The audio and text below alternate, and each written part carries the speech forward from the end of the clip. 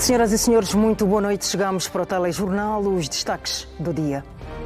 O governo trava a pesagem de material ferroso e não ferroso em Angola.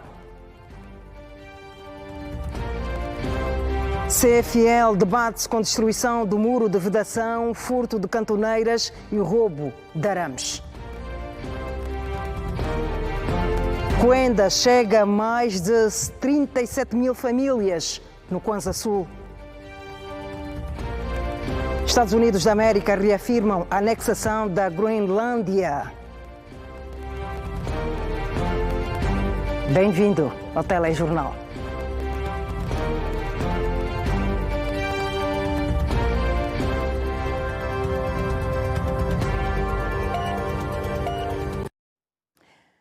Destruição do muro de vedação, furto de cantoneiras e arames são os prejuízos causados ao caminho de ferro de Luanda nos últimos dias pelos atos de vandalismo. Há 5 suspeitos, de acordo com a Polícia Nacional. Mais uma prática reprovável que põe em causa um bem público. Trata-se da vandalização do caminho de ferro de Luanda, mais propriamente no perímetro do bairro da Vaidade, na fronteira entre os municípios do Sambizanga e Ojiarrenda. O comboio prejudica muito o trabalho, porque é bem sabido que uma parte da população vive em zonas muito recônditas, não é? E trabalham aqui na baixa da cidade, então muitos deles às vezes o comboio veio mesmo para poder facilitar, não é? A deslocação e não só. Então, como eu havia dito, eu fico triste com essa situação. Presenciei uma das vezes atirarem pedra no comboio, vandalizar os muros, e é uma atitude irreprovável. A destruição do muro de vedação em 5 pontos, bem como o roubo de cantoneiras, fixações e arames foram os registros dos últimos dias nesta zona do bairro da Vaidade. Quando esses locais encontrarem-se abertos, há mais colhimentos, e isso depende da forma como o indivíduo for colhido, porque se estiver na caixa, que é na linha, o comboio não pode seguir a marcha até esperar os agentes autorizados para poder remover o cadáver. Eles retiram a pregação, que é o elemento que liga a travessa do carril, e que isso pode perigar a circulação dos comboios. E, por outro lado, também retiram as cantoneiras, assim como o arame farpado que se encontra no muro de vedação novo. Fruto das investigações levadas a cabo, a Polícia Nacional deteve 5 jovens acusados de praticarem tais atos. Há aqui um interesse muito grande por estes metais para depois irem comercializar, por um lado. Por outro lado, nós não conseguimos compreender como é que se chega até esse extremo de partir uma parede. Isso já parece sabotagem, atenção, isto aqui é um bem público, é um património, e o património deve ser, portanto, protegido por todos nós, não é? Até eles que sabotaram, que fizeram isso, também deveriam proteger, mas assim não acontece. Mas pronto, estão detidos esses indivíduos, vão ser presentes ao Ministério Público e as ações estão em curso. Continuamos a manter as medidas ao longo do caminho de ferro, de forma a encontrar esses indivíduos que estão envolvidos neste tipo de práticas, e nos últimos 2 anos não foram poucas as pessoas que foram detidas com este tipo de prática. Na província do Zaire, uma rede que se dedicava ao roubo de cabos elétricos foi desmantelada recentemente. O destino era a República Democrática do Congo. Um investimento que visa melhorar a imagem do município do Saio e garantir segurança na circulação de pedestres e veículos. É ao cair da noite que o seu impacto torna-se evidente, com ruas iluminadas, cidade e periferia movimentadas. Números revelam que em 4 anos foram instalados mais de 3.000 postes e um total de 4.200 iluminárias no município do Saio, prefazendo 35.000 metros de linha. Entretanto, à medida em que os projetos avançam, os esforços são constantemente ameaçados pela ação dos vândalos. Estes 4 cidadãos foram detidos em flagrante pelos efetivos da Secção Municipal de Investigação dos Ilícitos Penais quando tentavam furtar mais de 100 metros de cabos elétricos. Os mesmos têm levado os cabos até as sucatas existentes cá no município do Soio e também está-se a monitorizar algumas sucatas. A ação ocorreu no bairro Garre, na calada da noite. Os supostos milhantes, alguns foragidos, de forma ardilosa, deram-se o trabalho de escavar o perímetro por onde passa a linha subterrânea. Os bens públicos são para a comunidade, para a sociedade, então quando o governo coloca alguns bens para o benefício comum e aparecer um grupo, 1/3 de pessoas a tentar vandalizar e prejudicar, e o prejuízo da maioria é reprovável, de facto. Para os resultados que se observam no momento, o Comando Municipal do Soio tem trabalhado intensamente no policiamento de proximidade para reduzir ou estreitar ao máximo a distância entre o munícipe e a Polícia Nacional, o que nos tem permitido, do ponto de vista da resposta, o tempo de resposta para o combate ao crime, termos uma ação pontual. No Namibe, a Comissão Multissetorial de Prevenção e Combate à Vandalização de Bens Públicos encerrou várias casas de pesagem de material ferroso e não ferroso. A vandalização de bens públicos afeta diferentes áreas, onde indivíduos de má fé destroem equipamentos sociais construídos com dinheiros públicos. Entre os meios visados, o destaque recai para a linha férrea, roubo de placas de mármore nos cemitérios, furto de cabos elétricos, painéis solares, portas, janelas e louça sanitária de residências das centralidades da Praia Amélia e 5 de Abril, entre outros. Para se pôr termo a este tipo de prática, a Comissão Multissetorial de Prevenção e Combate à Vandalização de Bens Públicos foi ao terreno, numa operação que teve o seu início no bairro dos Eucaliptos, em Moçambiques. É privado, nós compramos para ir vender na empresa em Luanda, mas tem documento onde ir, tudo tem documento no daqui. Temos 600 kg de alumínio e 19 toneladas de ferro. Qual é a proveniência? É proveniente da lixeira. Dos materiais apreendidos constam carris da linha férrea, janelas de caixilharia de alumínio, tubos de condutas de água, torneiras, 10 balanças de pesagem, cabos elétricos e outros. Durante a operação foram encerrados 6 estabelecimentos comerciais que apresentavam documentos ilegais para o exercício da atividade.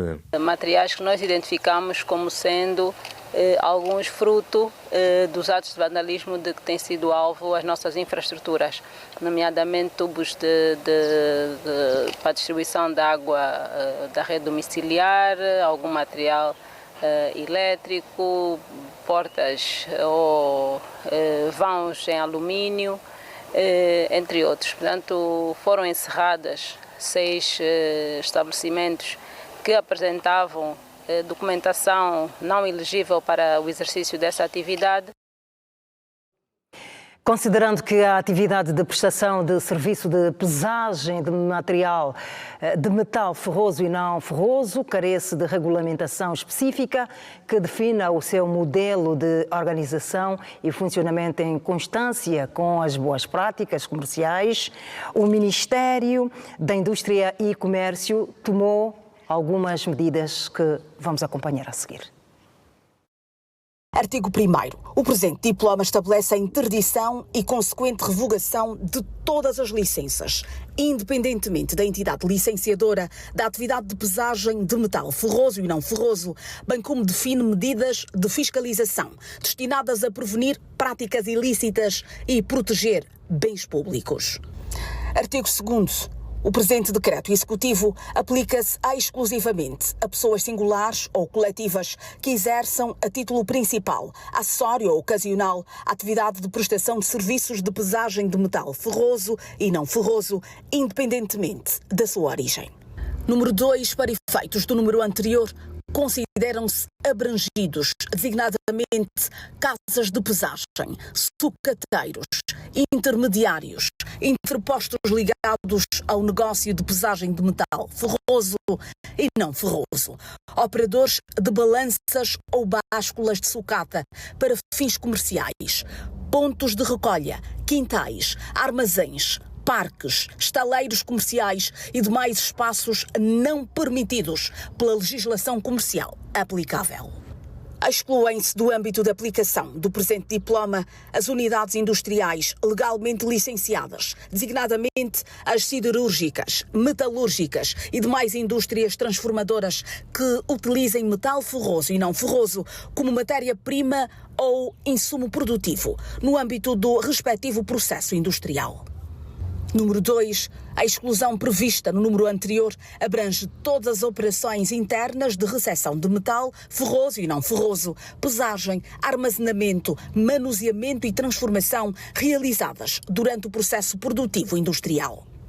Número 3. As indústrias excluídas do âmbito de aplicação do presente diploma só podem utilizar como matéria-prima ou insumo metal ferroso e não ferroso de origem comprovadamente legal e oficial. Artigo 4º. Número 1. É interdito o exercício da atividade de pesagem de metal ferroso e não ferroso nos estabelecimentos referidos nos números 1 e 2 do artigo 2º do presente diploma e, em consequência, são revogadas as licenças comerciais concedidas para o efeito. Número 2. A interdição e revogação de licenças previstas no número anterior ocorre em fundamento na necessidade de preservar o interesse público, a segurança pública e salvaguarda dos direitos dos consumidores e da garantia da integridade dos bens afetos aos serviços públicos, reorganizar e disciplinar a atividade comercial de prestação de serviço de pesagem de metal ferroso e não ferroso que se realiza nas designadas casas de pesagem. Artigo 5º, número 1. São cancelados todos os alvarás comerciais concedidos independentemente da entidade emitente, ao abrigo dos quais os operadores dos serviços de pesagem de metal ferroso e não ferroso exercem a referida atividade. Número 2. Os órgãos inspectivos da atividade económica devem garantir, em procedimento administrativo próprio, o encerramento imediato dos espaços comerciais onde são realizados os serviços de pesagem de metal ferroso e não ferroso. Artigo 6º. A fiscalização do cumprimento das normas do presente diploma incumbe à entidade responsável pela inspeção das atividades económicas e segurança alimentar, sem prejuízo de outras entidades inspectivas e de investigação que, a seu pedido, realizem ações multissetoriais coordenadas. Artigo 7º. A violação das disposições do presente diploma relativas à interdição referenciada no artigo 4º constitui fundamento para a instrução do procedimento contraordenacional cabível com observância dos princípios do devido processo legal e de ampla defesa. Artigo 8º. Número 1. As indústrias que realizam a atividade de fundição de metal ferroso e não ferroso têm a obrigação de comprovar a sua origem lícita mediante documentação idónea.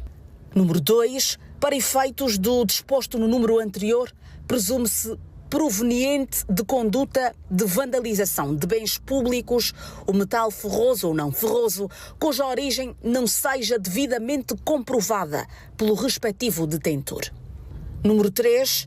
A falta de prova de origem da mercadoria para fundição constitui fundamento para que seja participado o facto às autoridades competentes para a instrução do procedimento contraordenacional ou outro que for aplicável. Artigo 9º. São revogadas todas as normas que contrariem o disposto no presente diploma. Artigo 10º. As dúvidas e omissões resultantes da interpretação e aplicação do presente diploma são resolvidas pelo Ministério da Indústria e Comércio. Artigo 11º. O presente diploma entra em vigor a data da sua publicação. E os comentadores da ATPA dizem que a medida de interdição da atividade comercial de pesagem de metal ferroso e não ferroso foi bem tomada ao olhar para as suas consequências. Verificou-se recentemente um incidente muito feio dentro de uma cabine de energia, quando o seu respectivo agente tentava subtrair cabos elétricos justamente para a pesagem. Pois é. Exatamente. E esta medida agora adotada pelo Executivo visa, sobretudo, não é, garantir a continuidade dos serviços essenciais, sem prejuízo da salvaguarda da integridade física, inclusive dos agentes destas práticas, não é? E, exatamente. E se prestarmos atenção, o artigo 8 deste decreto executivo chama atenção à licitude da fonte. Isto pressupõe dizer de que as indústrias que não foram abrangidas por esta interdição devem certificar-se da fonte. De onde é que vem o material? Exatamente. Aqui ter destacado a licitude da fonte. Onde é que vem este material? No caso, os fornecedores deverão, por via de documentação idônea, conforme faz saber este artigo, não é, dar a origem da fonte do material. Para além dos reflexos sobre a situação social, os outros setores, empresas que são afetadas pela interrupção dos serviços de fornecimento de água e de energia. O responsável da ENDE falava que num prejuízo de 50 milhões de dólares, diretamente 50 milhões de dólares com reposição de equipamento. Sem falar da faturação que foi interrompida, os prejuízos causados aos seus consumidores e outros prejuízos subjacentes a isso. A EPAL também tem prejuízos bastante altos e eu penso que é uma medida assertiva. Uma medida assertiva que é uma medida de cautela, enquanto os procedimentos, do ponto de vista da prevenção, demonstraram alguma falha, a decisão acertada foi interromper. Enquanto isso, vai se estudar outros mecanismos para, dentro do tempo certo, repor a atividade destas casas e começar, então, um processo mais eficiente, mais arranjado do ponto de vista da monitorização. Esta é uma medida bastante assertiva da parte do Executivo. Nós estamos a registrar no nosso país, infelizmente, o nascimento de um fenómeno que está a afetar gravemente a nossa economia. Portanto, este tipo de atos, que são chamados atos de vandalismo, acaba por afetar infraestruturas elétricas, infraestruturas hídricas, infraestruturas também de transportes e também de comunicação. E tudo isto que é vandalizado acaba por paralisar toda uma economia. Estamos a falar de empresas, indústrias, escolas, hospitais e até as famílias, as residências que são afetadas com o corte de energia por conta deste ato de vandalização que está a ocorrer por todo o país. E os comentadores do programa Ecos e Factos consideram a interdição bem-vinda, pois, como dizem, o Estado atacou o mal pela raiz. Felizmente, o Estado angolano usou o poder que possui, né? E aquilo que nós temos dito, atacou o mal pela raiz. E acho que em 2025, quando falamos da vandalização, nós dizíamos aqui, ou o Estado é conivente, ou o Estado está a participar, direto ou indiretamente, ou o Estado deve de facto usar o poder para poder atacar a base. O Estado usa esse poder. Esta é a primeira nota. Enquanto angolano, enquanto cidadão, parabenizo o Estado angolano pela via da sua instituição, Departamento Ministerial, Comércio e Indústria, o facto desse diploma com os artigos, de facto, cancelar na totalidade toda a atividade de matéria ferrosa e não ferrosa. O poder é para ser usado, é para ser exercido. Infelizmente, em 2026, 7 de janeiro de 2026, no Ecos e Factos, passa aqui então esse decreto, esse diploma com 2 artigos e vai de facto a reduzir significativamente porque está o cancelamento total. E é assim que se faz porque nós temos dito sempre que o Estado tem poder para exercer, legitimado na urna, pelo sufrágio universal, direito e periódico. Ali damos o poder coletivo a uma instituição, poder político, que governa a maioria, uma minoria governa em nome da maioria. E assim que tem de ser. Então, enquanto cidadão aqui, enquanto analista, que durante muitos anos nos debatemos sobre aqui a questão da vandalização, então aqui essa decisão que o Estado tomou está de parabéns e é assim que nós de facto devemos atuar. Será uma mudança do paradigma comportamental, daquelas ações que eles foram praticando ao longo deste período, que o Estado aparentava não ver as causas, mas ainda assim o Estado, como ente de bem, foi a fundo, as investigações foram a fundo, descobriram o mal, a raiz dessas vandalizações. É exatamente estas casas de pesagem. Por quê? Porque nós tínhamos um comprador que incentiva o vendedor. Se o comprador não comprar aqueles materiais cujo a lista ou as denominações de materiais que a gente percebe que pertencem a um bem público, é claro que o vândalo automaticamente vai mudar de comportamento. Porque até a ideia, numa primeira fase, era encontrar estes resíduos, esses metais ferrosos e não ferrosos, tirando hoje praticamente quase que não vejam ferritos na rua, porque eles apanham e vão vender. Até ali estava tudo bem, mas o que se percebia que até os bens públicos, né, eram vandalizados porque tinham um espaço onde eles tinham a oportunidade de vender. Portanto, este diploma veio justamente para desencorajar aquele comportamento dos nossos vândalos que tinham a possibilidade de mexer nos bens públicos, como dissemos, o cabo de eletricidade, as sarjetas, os postes de alta tensão e outros materiais que tem sido um bem público que serve para todos nós, mas por causa da ganância, por causa do lucro fácil que os vendedores encontravam, que os vândalos encontravam e tinham um espaço para comercializar e automaticamente tinham a sua vida realizada. Está de parabéns o Ministério do Comércio e Indústria por este diploma. Agora, vamos fiscalizar. O presidente da Ordem dos Advogados de Angola defende um combate cerrado contra os profissionais corruptos, principalmente aqueles que trabalham em processos de terrenos. Durante a grande entrevista, José Domingos apelou à denúncia dos cidadãos. E não posso deixar. O bastonário da Ordem dos Advogados de Angola, Luís António Domingos, considera a corrupção no seio da classe um mal que coloca em causa a justiça no país. Angola tem 12 mil profissionais que trabalham na advocacia. No meio da classe existem homens e mulheres que trabalham de forma imaculada, mas há aqueles que procuram enriquecer às pressas. A estes, o bastonário da Ordem quer banir. Aqui é necessário ter coragem para, de facto, combater este mal. Se não o fizermos, por mais medidas e estratégias que se pense, no final vai sempre resvalar no mal. O bastonário da Ordem diz também que gostaria de levar os advogados a consciencializar os angolanos para conhecerem seus direitos. Luís António Domingos diz que cada cidadão deve conhecer os seus direitos para evitar que sejam violados.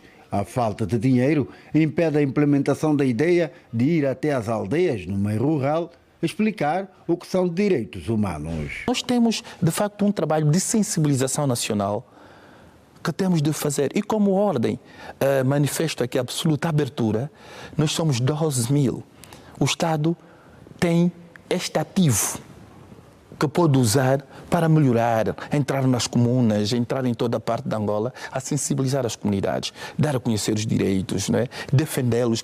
É um trabalho que tem que ser por equipa. Quanto aos jovens licenciados em Direito que esperam integrar a classe de advogados do país, a Ordem diz que enquanto o Tribunal demora a tomar a decisão dos jovens profissionais serem admitidos por meio de exames ou não, os futuros advogados serão integrados para fazerem o estágio para não ficarem prejudicados. Na lei da advocacia não consta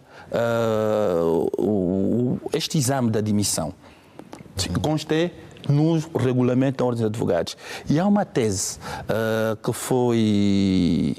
que deu corpo à providência circular que foi despolitada, que entende que, não estando na lei da advocacia, está aí uma inconstitucionalidade e a Ordem está impedida de fazer esses exames. Avançou para o Tribunal e eu digo, felizmente, porque temos entendido que não é na praça pública em que as pessoas se arrogam donos da razão, e o Tribunal, numa decisão que é uma providência cautelar, que é uma decisão provisória, acabou dizendo que, olha, há probabilidade disso ser inconstitucional. É preciso deixar claro que não há uma decisão do Tribunal definitiva que diz que é inconstitucional. Há probabilidade de ser inconstitucional e depois é remetido para uma ação principal onde vai se discutir com mais profundidade e analisar o mérito da questão e não só ver os pressupostos de uma providência cautelar que são absolutamente diferentes. Temos uma forma de manter a qualidade da classe. Vamos proporcionar, sim, que esses milhares de jovens não venham a sua vida estagnada, entrem, desde que estejam um patrono, entrem, vão ter direito, ou têm acesso ao estágio. Nós temos a formação obrigatória. Vamos dar a formação obrigatória e depois, em sede da formação obrigatória, antes de receberem a cédula definitiva, vão ser avaliados. Achamos que com esta solução conseguimos acautelar quer o interesse dos milhares que precisam de ser advogados, quer o interesse da Ordem em salvaguardar a competência. A primeira grande entrevista de 2026 foi emitida nesta terça-feira, logo após ao telejornal. No Huambo, 11 médicos especializados em pediatria, ginecologia e obstetrícia receberam os respectivos certificados.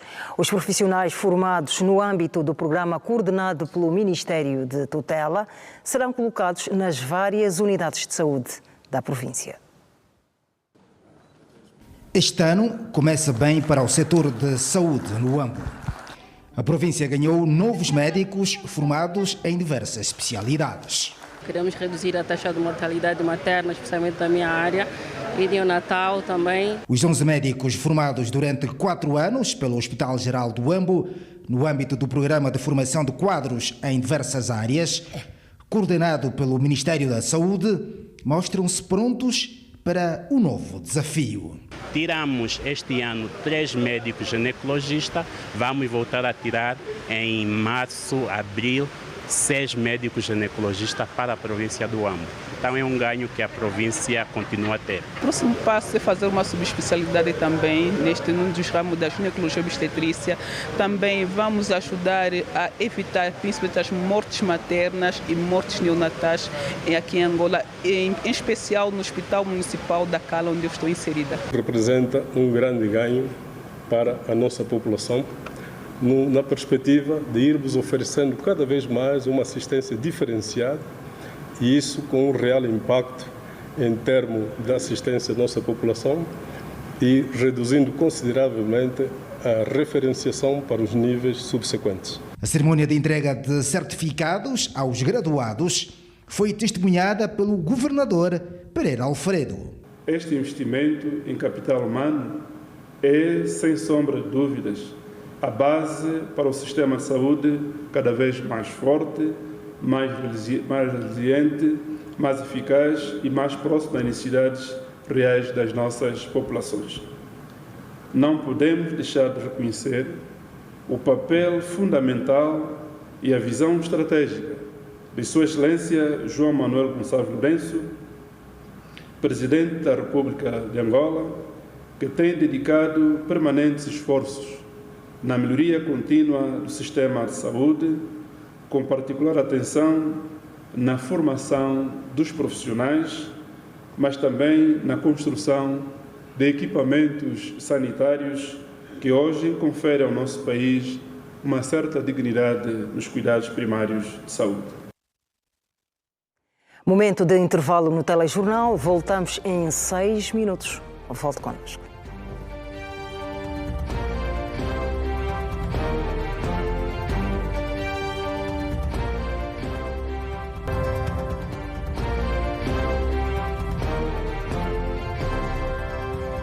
Os restos mortais de Dom Serafim Chingoya Rombo, bispo emérito de Mbanza-Congo, chegaram esta tarde ao país, um momento marcado por dor e consternação. A Igreja Católica está de luto pela morte de Dom Serafim Chingoya Rombo, bispo emérito de Mbanza-Congo, falecido a 1 de janeiro do corrente ano, vítima de doença aos 80 anos de idade, na República da Namíbia. A notícia gerou uma onda de consternação entre fiéis católicos, religiosos e sociedade em geral, que se unem agora em oração pelo eterno descanso de uma das figuras marcantes do episcopado angolano. Entidades eclesiásticas, políticos, familiares e amigos estiveram presentes nesta quarta-feira na cerimónia de recepção dos restos mortais do bispo emérito de Mbanza-Congo, no terminal aéreo militar em Luanda. Orações ao Altíssimo, semblante triste, dor, luto e consternação. Levai-o convosco à pátria da luz e da paz e fazei-o participar no convívio dos vossos santos. Dom Serafim será lembrado pela humildade, serviço e dedicação à evangelização. Deixa a marca indelével, figura emblemática, um filho de Angola, de acordo com o governador do Zaire. Por isso que nós vamos continuar a seguir os belíssimos exemplos que ele muito nos ensinou. Em todos os aspectos, que era uma pessoa que primava muito pela solidariedade. E este grau de solidariedade, nós queremos acreditar que todos nós vamos seguir esses exemplos. Condolências têm sido dirigidas à família, amigos e, de forma particular, à Ordem dos Frades Menores Capuchinhos, da qual fez parte, sendo um dos primeiros sacerdotes capuchinhos angolanos. O Dom Serafim Chingoya Rombo é uma pessoa de uma espiritualidade muito profunda. E foi um bispo muito próximo do seu povo, principalmente dos mais necessitados, dos pobres, e muito se empenhou em termos de desenvolvimento pastoral e evangelização das comunidades rurais, naquela simplicidade dele, a simplicidade franciscana. Natural da Kibala, província do Kwanza Sul, com um largo percurso na Igreja Católica, Dom Serafim foi nomeado em maio de 1992 bispo de Mbanza-Congo, diocese que dirigiu até junho de 2008, data da sua renúncia por doença. Chingoya Rombo teve a honra de acolher em Mbanza-Congo o Papa João Paulo II durante a primeira visita de um sumo pontífice a Angola. Mais de 37 mil famílias dos municípios da Kibala e Lonhe, no Kwanza Sul, beneficiaram das transferências sociais monetárias Kwenda. A aposta no setor agrícola, assim também como o melhoramento das suas condições de vida, são o foco desta ação. Os municípios da Kibala e Lonhe, na província do Kwanza Sul, possuem um enorme potencial agrícola, onde, além da presença de grandes fazendas, a agricultura familiar destaca-se, com vários produtos do campo a serem fornecidos aos mercados de consumo. Mendes Kangana e Elisa Manuel produzem de quase tudo, mas por dificuldades financeiras não conseguiam alargar mais campos de cultivo. Situação que está praticamente ultrapassada com a chegada do Kwenda. Estou feliz com esse dinheiro. Bem que ainda vou fazer qualquer coisa para a minha vida.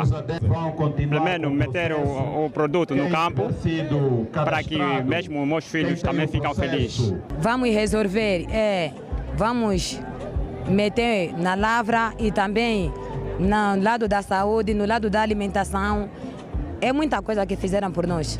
São mais de 37 mil agregados familiares que vão beneficiar de 66 mil kwanzas, na razão de 11 mil kwanzas mês, e que, no entender da administração municipal, vai impulsionar a atividade agrícola e não só. Com a implementação do Kwenda, vai alavancar a produção agrícola nas famílias do Catofe e do município da Kibala. Com a chegada do Kwenda nos municípios de Kibala e Lonhe, o Kwanza Sul passa a contar com 12 municípios que já beneficiam das transferências sociais monetárias. Com o objetivo de reforçar a proteção social, a dignidade e a inclusão produtiva das famílias em situação de maior vulnerabilidade. O governador do Kwanza Sul, que testemunhou ao ato de início da entrega das transferências sociais monetárias na Kibala e Lonho, sublinhou a necessidade das famílias beneficiárias a empregarem bem os valores recebidos. Este apoio financeiro deve ser utilizado com responsabilidade, com consciência e com visão de futuro. Sabemos que as necessidades são muitas, é verdade, mas é fundamental que os recursos recebidos priorizem a alimentação, a saúde, a educação das crianças e outras despesas essenciais dos agregados familiares, das famílias beneficiárias. O programa Kwanda, da iniciativa do governo angolano, é implementado pelo FAS no financiamento do Banco Mundial e pelo Tesouro Nacional. A UNITA procedeu à entrega esta quarta-feira ao Tribunal Constitucional do processo do 14º Congresso Ordinário para efeitos de anotação. Às 12h13 chegava ao gabinete dos partidos políticos o dossiê do 14º Congresso Ordinário da UNITA, realizado entre os dias 28 e 30 de novembro do ano passado. O presidente da mesa do Congresso, Lukamba Paulo Gato, acompanhado do secretário-geral Liberty Chiaka e de outros membros da direção da UNITA, assistiram ao ato de depósito. Os técnicos do Tribunal Constitucional solicitaram a lista dos delegados, dos órgãos colegiais, listas de presença assinadas, regulamento interno, atas, o programa e outros documentos que conformam os atos do Congresso que elegeu Adalberto Costa Júnior para efeitos de anotação pelo plenário do Tribunal Constitucional.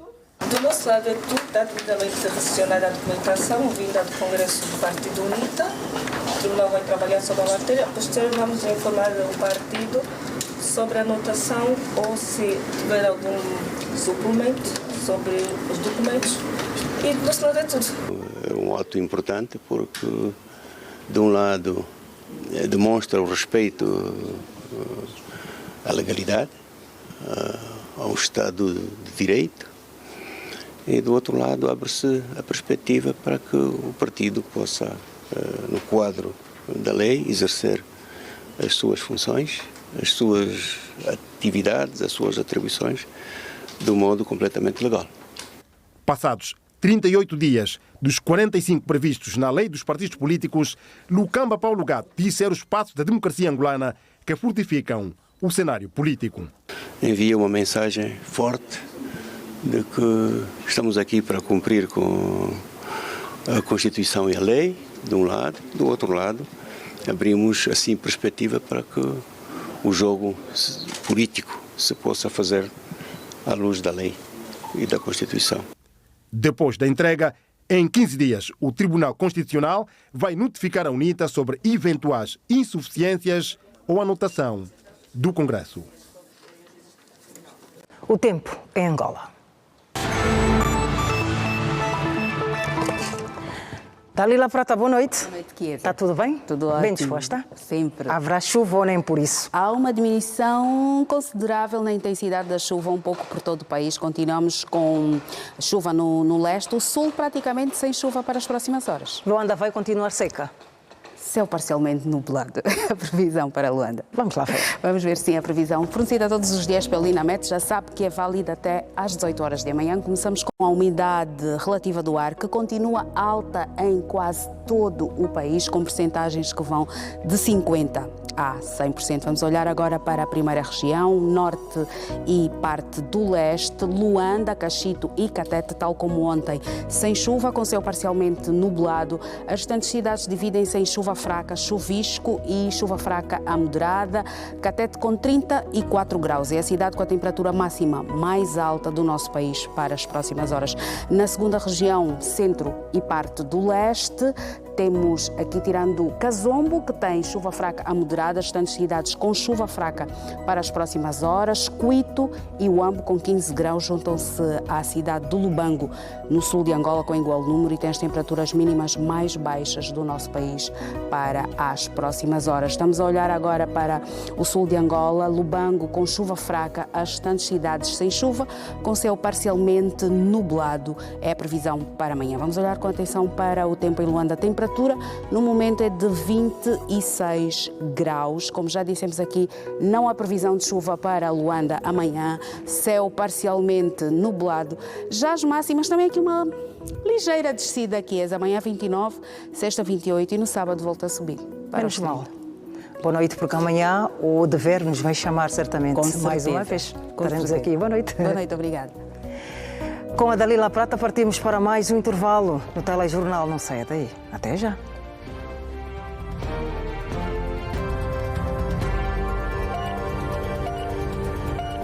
Estamos de volta com a atualidade. Mais de 10 grupos de dança tradicional desfilaram na Rua das Palmeiras, na cidade capital do Kwanza Norte. Danças que contam histórias de antepassados.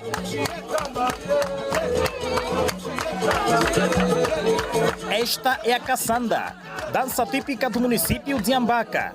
Caçanda, normalmente em português, nós chamamos de gravatá. A galinha esgravata de um lado ao outro. A dança também tem o mesmo estilo. Então, criou-se esse tipo de dança porque para mostrar que o homem deve, portanto, ser polivalente.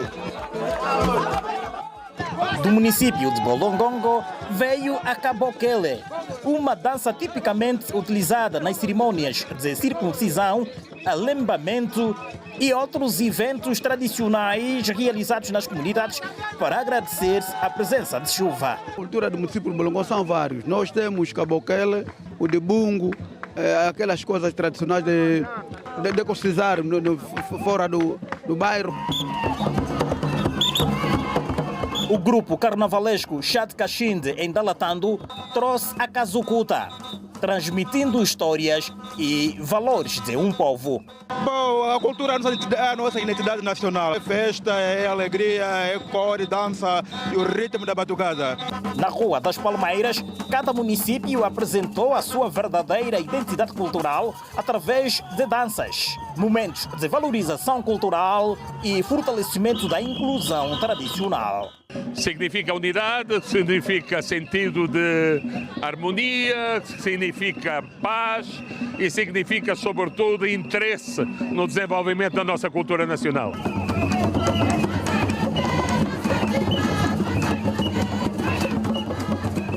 São danças tradicionais a contar histórias para manter viva a memória coletiva.